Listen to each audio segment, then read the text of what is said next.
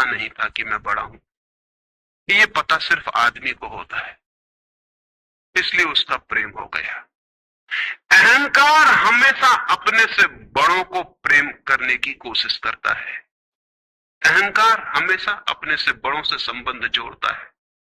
प्रेम के लिए कोई बड़ा छोटा नहीं, जो आ जाए उसी से संबंध जुड़ जाता है। वो एक छोटा सा बच्चा खेलता आता था उस वृक्ष के पास, उस वृक्ष का उससे प्रेम हो गया। लेकिन वृक्ष की शाखाएं ऊपर थी, बच्चा छोटा था, तो वृक्ष अपनी शाखाएं उसके लिए नीचे झुका था ताकि वो फल तोड़ सके, फूल तोड़ सके। प्रेम हमेशा झुकने को राजी है, अहंकार कभी भी झुकने को राजी नहीं।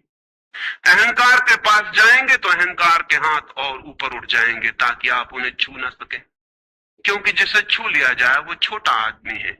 जिसे न छुआ जा सके, दूर सिंहासन पर दिल्ली में हो, वो आदमी बड़ा आदमी है। वो वृक्ष के शाखाएं नीचे झुकाती जब वो बच्चा खेलता हुआ आता, और जब बच्चा उसके फूल तोड़ लेता तो वृक्ष बहुत खुश होता, उसके प्राण आनंद से भर जाते। प्रेम जब भी कुछ दे पाता है तब खुश हो जाता है, अहंकार जब भी कुछ ले पाता है तभी खुश होता है। फिर वो बच्चा बड़ा होने लगा। वो कभी उसकी छाया में सोता, कभी उसके फल खाता, कभी उसके फूलों का ताज बना के पहनता और जंगल का सम्राट हो जाता। प्रेम के फूल जिसके पास भी बरसते हैं वही सम्राट हो जाता है, और जहां भी अहंकार गिरता है वहीं सब अंधकार हो जाता, आदमी दीन और दरिद्र हो जाता।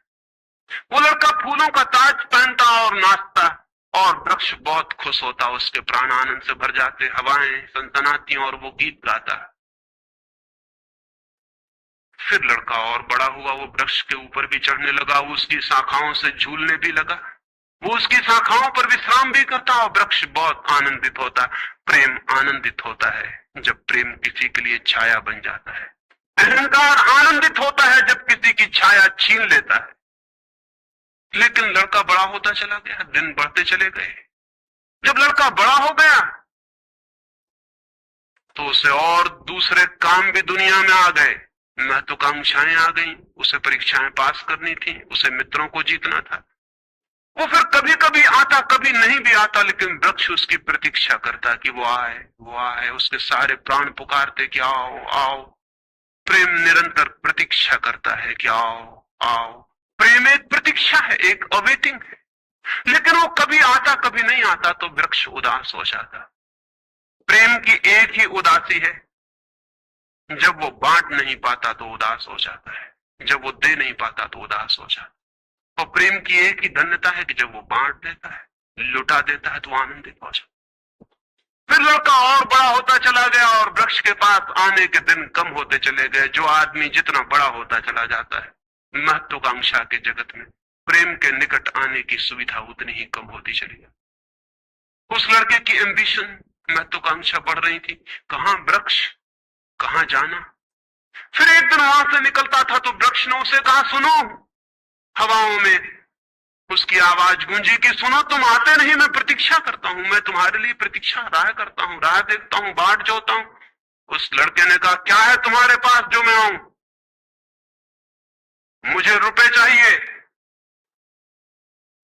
हमेशा अहंकार पूछता है कि क्या है तुम्हारे पास जो मैं आऊं। अहंकार मांगता है कि कुछ हो तो मैं आऊं, न कुछ हो तो आने की कोई जरूरत नहीं। अहंकार एक प्रयोजन है, एक पर्पज है। प्रयोजन पूरा होता हो तो मैं आऊं, अगर कोई प्रयोजन ना हो तो आने की जरूरत क्या है। और प्रेम निष्प्रयोजन है, प्रेम का कोई प्रयोजन नहीं। प्रेम अपने में ही अपना प्रयोजन है, वो बिल्कुल पर्पजलेस है।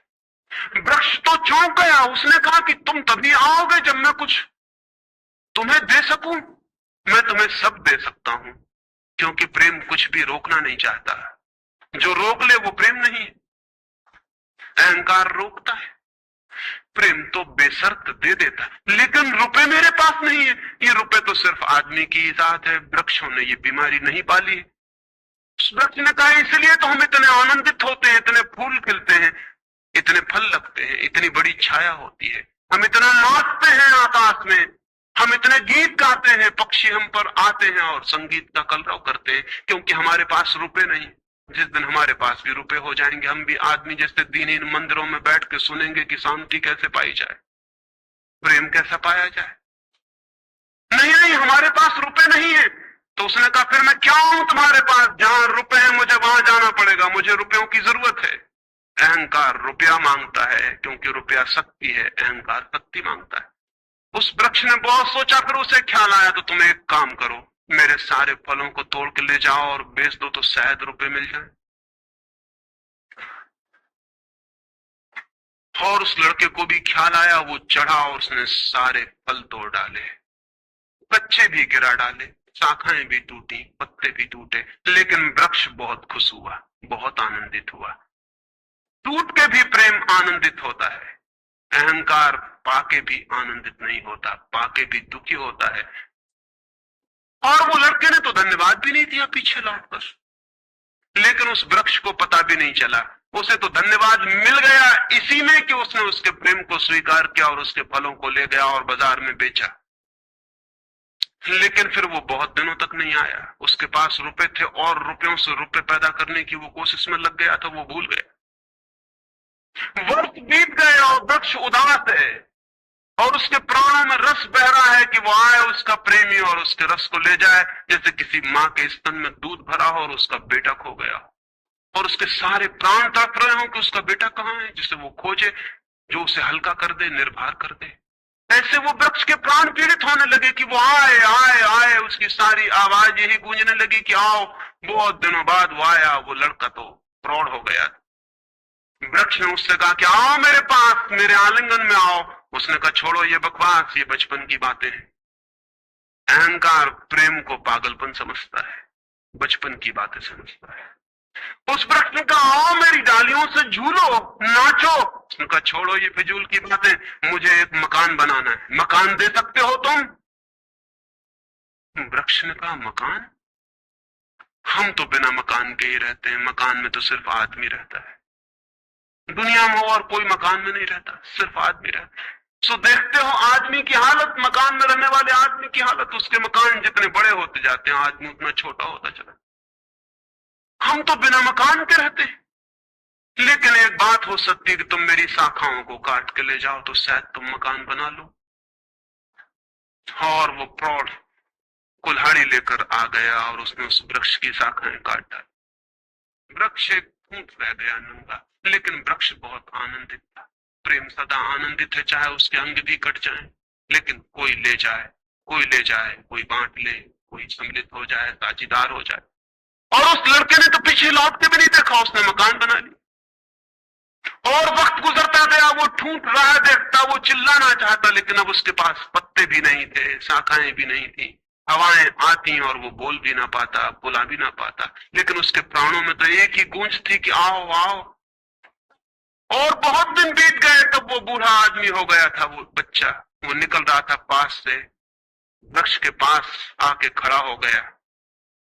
तो वृक्ष ने पूछा क्या कर सकता हूं और मैं तुम्हारे लिए, तुम बहुत दिनों बाद आए।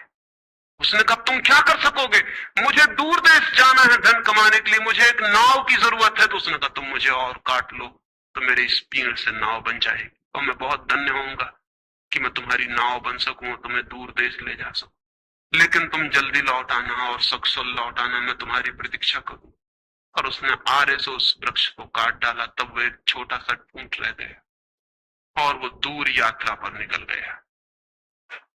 और वो ठूंठ भी प्रतीक्षा करता रहा कि वो आए आए, लेकिन अब उसके पास कुछ भी नहीं देने को, शायद वो नहीं आएगा, क्योंकि अहंकार वहीं आता है जहां कुछ पाने को है।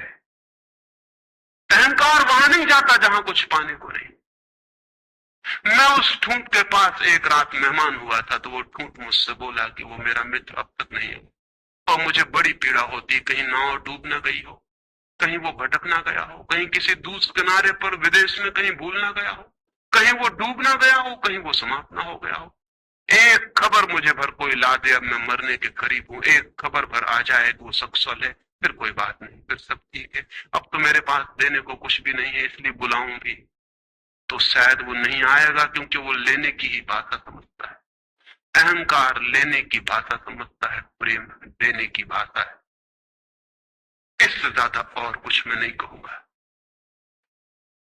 जीवन एक ऐसा वृक्ष बन जाए और उस वृक्ष की शाखाएं अनंत तक फैल जाएं, सब उसकी छाया में हो और सब तक उसकी बाह फैल जाए, तो पता चल सकता है कि प्रेम क्या है। प्रेम का कोई शास्त्र नहीं है, न कोई परिभाषा है, न प्रेम का कोई सिद्धांत है। तो मैं बहुत हैरानी में था कि क्या कहूंगा आपसे कि प्रेम क्या है, तो बताना मुश्किल है। आके बैठ सकता हूं, अगर मेरी आंखों में दिखाई पड़ जाए तो दिखाई पड़ सकता है, अगर मेरे हाथों में दिखाई पड़ जाए तो दिखाई पड़ सकता है। मैं कह सकता हूं यह है प्रेम, लेकिन प्रेम क्या है? अगर मेरी आंख में न दिखाई पड़े, मेरे हाथ में न दिखाई पड़े, तो शब्दों से बिल्कुल भी दिखाई नहीं पड़ सकता है कि प्रेम क्या है। मेरी बातों को इतने प्रेम और शांति से सुना, उससे बहुत बहुत अनुग्रहित हूं और अंत में सबके भीतर बैठे परमात्मा को प्रणाम करता हूं। मेरे प्रणाम स्वीकार।